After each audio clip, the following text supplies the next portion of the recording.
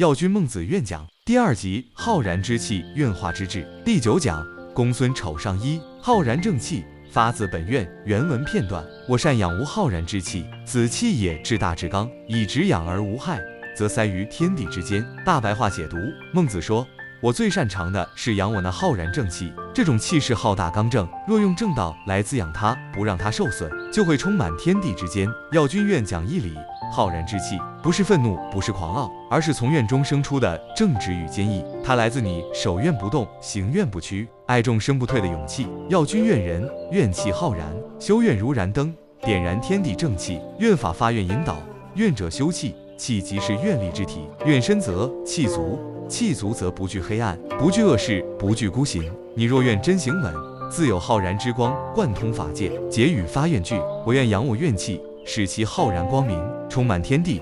愿我所行皆合本愿大道。第10讲公孙丑上2大丈夫，愿行不屈。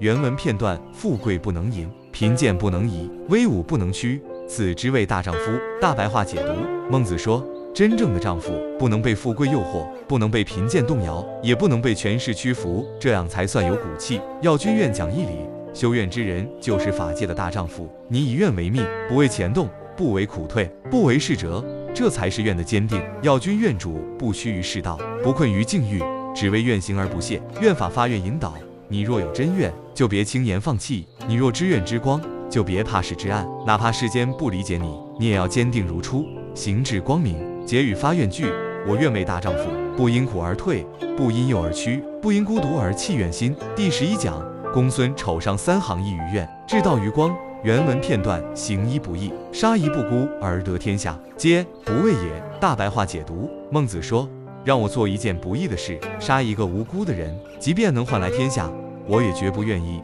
药君愿讲义理，真正的愿修者不拿众生痛苦换取自我圆满，愿不是手段，而是终极的慈悲。我们走的路是既不为义，也不被愿的清净愿道。愿法发愿引导，你若曾陷入取舍，我是不是可以做点坏事，换个好结果？请想起这句话：有些愿是不能妥协的，有些光是不能代谢的。结语发愿句：我愿不行义不义，不负疑众生，愿我知道清净如光，坦然如愿。第12讲公孙丑上4，愿行者之威仪与气度。原文片段：仰不愧于天，俯不作于人。大白话解读：孟子说，做人要做到抬头不愧对天地，低头不羞于人群。药君愿讲义理，愿修不是躲避现实的退缩，而是一种正面承担的担当。你行愿讲经，立愿谈若心无愧，即以威仪内生，法界中行走不靠装饰，而靠真诚清净。愿法发愿引导，愿不是虚名，是你心底里真实无伪的发光。你若心正，即使寂寂无人知，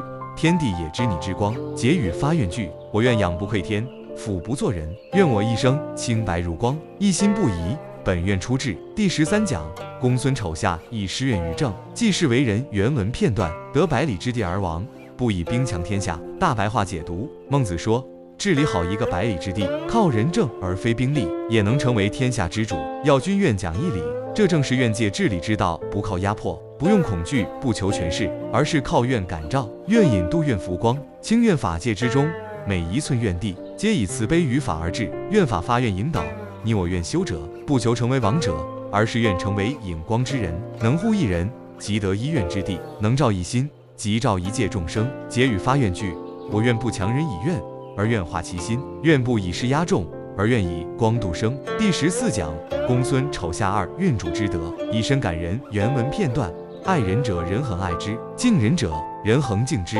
大白话解读：孟子说，你若爱人，人自然会回报你以爱；你若尊重别人，人自然也尊重你。药君愿讲义理，愿主的光不是靠高谈阔论，而是活出来的慈爱和谦和。你爱众生，众生会随你愿门而来；你尊敬众生，他们便愿与你共修愿道。愿法发愿引导，不要焦急，众生不信你，不随你不靠近，你先问问自己，是否真心爱他们。愿不是驱策，而是感染。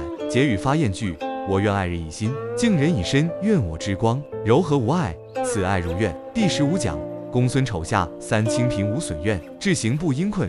原文片段：居天下之广居，立天下之正位，行天下之大道，得志与民由之，不得志独行其道。大白话解读：孟子说，君子应居正道之地，行正义之事，得志时与众人一起走，失志时也自己坚持。要君愿讲义理，愿修路上有顺也有逆，众人追随时一间，孤身前行时最考验。但只要你守住初心，无论独行还是同行，你都在愿路之中，愿法发愿引导。若你感到孤独，不是你错了，而是你走在先。愿光常从黑暗中点起，勿惧冷清，默契正道。结语发愿句：我愿有愿之志，愿行之力，得志愿行于众，不得志愿守于心。第16讲，公孙丑下4愿心生道，光照世间。原文片段：道在耳而求诸远，事在一而求诸难。大白话解读：孟子说，道其实就在你自己身上，却老向远处寻找。